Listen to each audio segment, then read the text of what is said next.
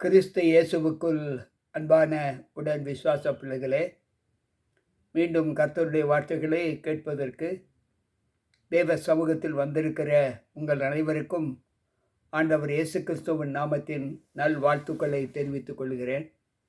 இந்த நாளிலும் நம்மை சுகபலத்தோடு இந்த வாரத்தின் முதலாவது நாளை காண்பதற்கு நம்மை எழுப்பின தேவனுக்கு கோடான கோடி ஸ்தோத்திரங்களை ஏறெடுத்து தேவ சமூகத்தில் வந்திருக்கின்ற நாம் அனைவரும் ஆண்டவருக்கு பிரியமான ஒரு அனுபவத்தை பெற்றுக்கொள்ள தேவ சமூகத்தில் நம்மை ஒப்புக் கொடுப்போம். ஆவியானவர் நம்மோடு சொல்லுகிற வார்த்தைகளை இந்த நாளிலே நாம் கேட்போம். வேதாகமத்தில் ஆண்டவர் தம்முடைய பணியின் மகத்துவத்தை சொல்லி இருக்கிறார். அங்கு பழைய ஏற்பாட்டு புஸ்தகத்தில் என்னாகம புஸ்தகத்தில் அங்கு மோசே சொன்னது போல இஸ்ரவேலை ஆசீர்வதிப்பதே கர்த்தருக்கு பிரியம். அதே வார்த்தையை சற்று ரோமர் 10வது அதிகாரம் 1வது வாக்கியத்தில், சகோதரரே, இஸ்ரவேல் ரட்சிக்கப்பட வேண்டும் என்பதே என் இருதயத்தின் விருப்பமும் நான் தேவனை நோக்கி செய்யும் விண்ணப்பமுமாய் இருக்கிறது என்று சொல்லுகிறார். அங்கு என்னாகம புஸ்தகத்தில் இஸ்ரவேலை ஆசீர்வதிப்பது கர்த்தருக்கு பிரியம் என்று 24வது அதிகாரம் 1வது வசனத்திலே நாம் வாசிக்கிறோம். இங்கு பவுல் தம்முடைய விருப்பத்தை சொல்லும்போது அவர் சொல்லுகிற வார்த்தை, சவுலாய் இருந்த காலத்தில் இஸ்ரவேலரை யூதர்களை ஒடுக்கக்கூடிய ஒரு அனுபவத்தை அவர் பெற்றிருந்தார். ஆனால் ஆண்டவர் அவரை தொட்டதற்கு பின்பு இஸ்ரவேல் ஜனங்களுக்காகத்தான் தேவன் வந்தார் என்ற உண்மையை அவர் அறிந்து, ஆண்டவர் எப்படி விருப்பப்படுகிறாரோ அதே போல நானும் இஸ்ரவேலருக்கு நன்மை செய்வதை மட்டும் நான் அறிய விரும்புகிறேன். அவர்கள் ரட்சிக்கப்பட்டு தேவ சமூகத்தில் செல்ல வேண்டும் என்பது என்னுடைய விருப்பமாய் இருக்கிறது, என்னுடைய விண்ணப்பமாய் இருக்கிறது என்று சொல்லுகிறார்.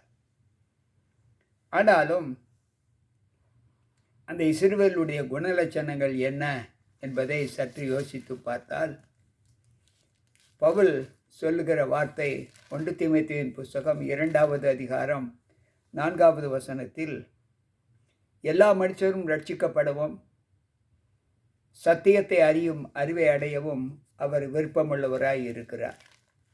எல்லா மனிதரும் ரட்சிக்கப்படவும், இந்த லோகத்தில் இருக்கக்கூடிய எல்லா மனிதர்களும் ரட்சிக்கப்படவும் தேவனை அறியும் அறிவை அடையவும் அவர் சித்தமுள்ளவராய் இருக்கிறார் என்று இந்த வேதாகமத்திலே நாம் வாசிக்கிறோம். எனக்கு பிரியமான தேவ பிள்ளைகளே, சற்று யோசித்து பார்த்தால் நம்முடைய வாழ்க்கையின் குணங்கள் தேவனுக்கு எப்படி மகிமை கொடுக்கக்கூடியதாய் காணப்படுகிறது என்பதை சற்று யோசிப்போம். அப்போஸ்தலரின் புஸ்தகம் 20வது அதிகாரம், அங்கு ஆண்டவர் சொல்லுகிற வார்த்தை என்ன என்றால், அப்போஸ்தலர் 20:27 இப்படி சொல்லுகிறது, எல்லாருடைய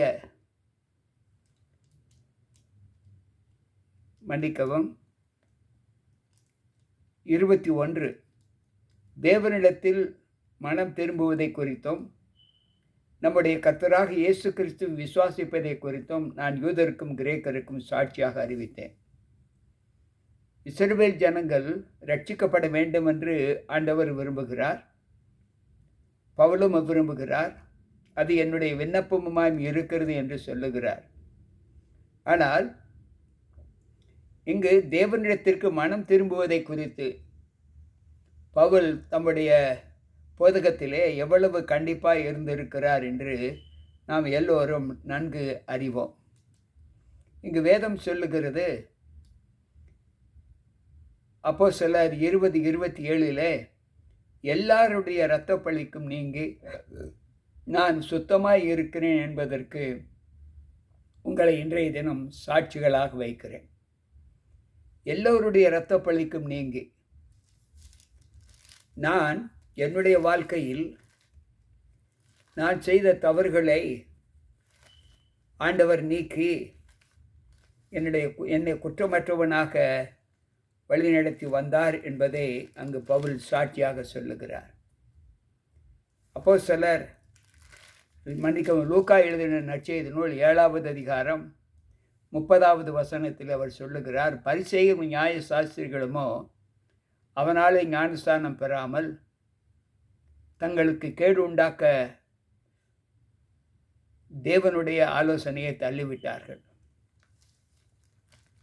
இன்றைக்கு தேவ சமூகத்தில் அவர்கள் எந்த அளவிற்கு தேவனுடைய ஆலோசனையை மீறினார்கள் என்று வேதம் சொல்லுகிறது என்பதை நாம் சற்று யோசிக்க வேண்டும்.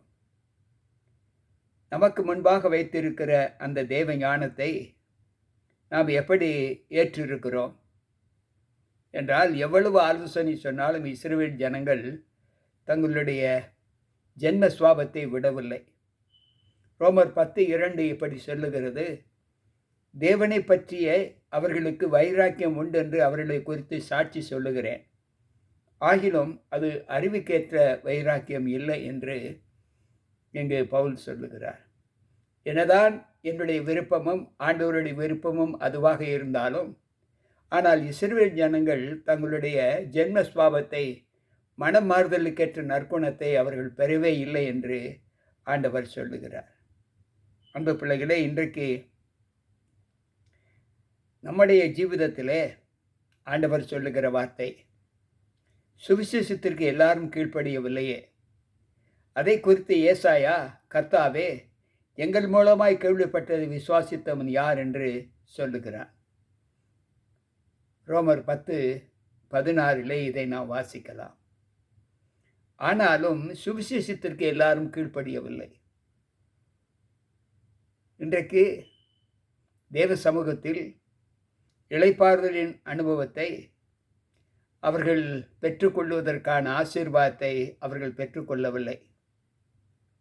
அவர்கள் என்ன ஆலோசனை சொன்னாலும் என்ன கேட்டாலும் அவர்களுடைய எண்ணம் இன்னும் அவர்கள் நினைத்த நினைவிலேயே இருக்கிறது என்று ஆண்டவர் சொல்லுகிறார்.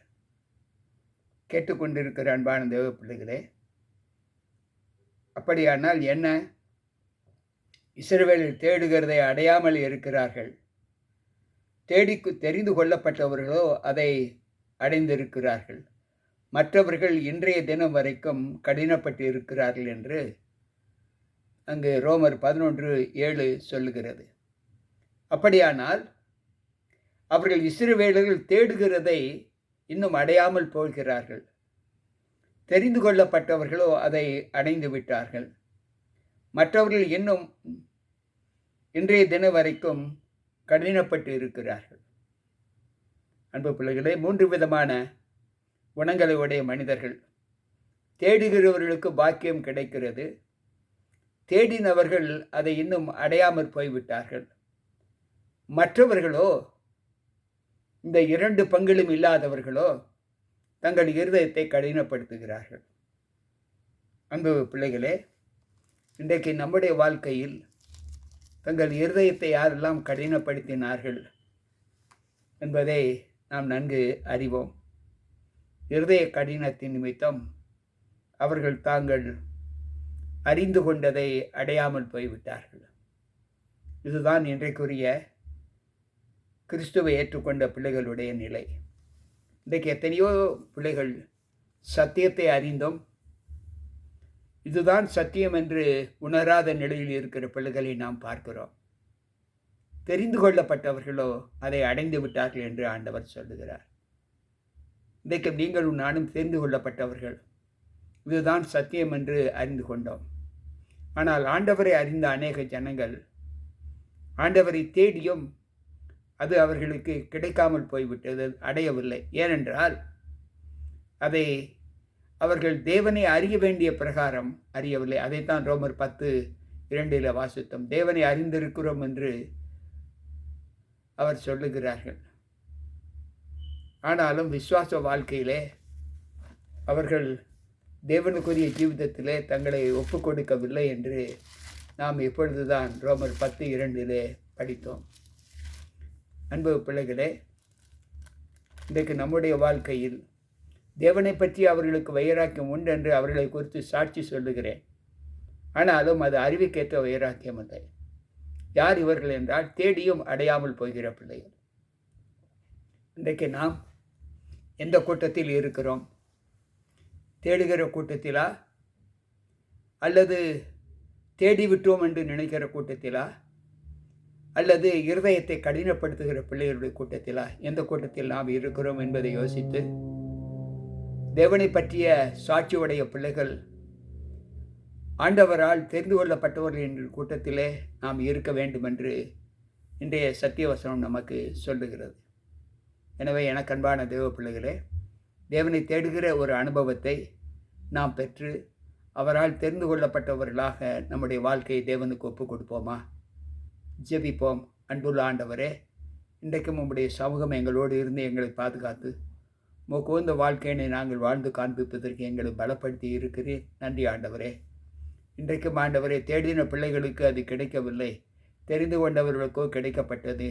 இருதயத்தை கடினப்படுத்தப்பட்டவர்களோ அவர்கள் இன்னும் மனம் திரும்பாமல் போகிறார்கள் என்று சொன்ன அந்த வார்த்தையின்படி நாங்கள் தெரிந்து கொள்ளப்பட்ட பிள்ளைகளாய் காணப்பட எங்களை ஒப்புக் கொடுக்கிறோம். எங்களுக்குள் இருக்கும் பலவீனங்கள் எல்லாவற்றையும் என் தேவன் மாற்றி எங்களை ஆண்டவரே உம்முடைய சமூகத்தில் சேர்க்க ஒப்புக் கொடுக்கிறோம். வந்திருக்கின்ற பிள்ளைகள் ஒவ்வொருவருக்குள்ளும் உம்முடைய கிருபை இருக்கட்டும். மீட்பர் இயேசு கிறிஸ்துவின் நாமத்தில் ஜெபிக்கிறேன் நல்ல பிதாவே, ஆமென். அன்பு பிள்ளைகளே, கேட்ட இந்த வார்த்தைகள் ஆண்டவருக்குள் உங்களை இன்னும் ஸ்திரப்படுத்த பிரயோஜனமாக இருக்கும் என்று கர்த்தருக்குள் நம்புகிறேன். நாளை சந்திப்போம். உங்கள் போதகர் ஜி.கே. ராபர்ட். கர்த்தர் நம் அனைவரோடு கூட இருப்பாராக. ஆமென்.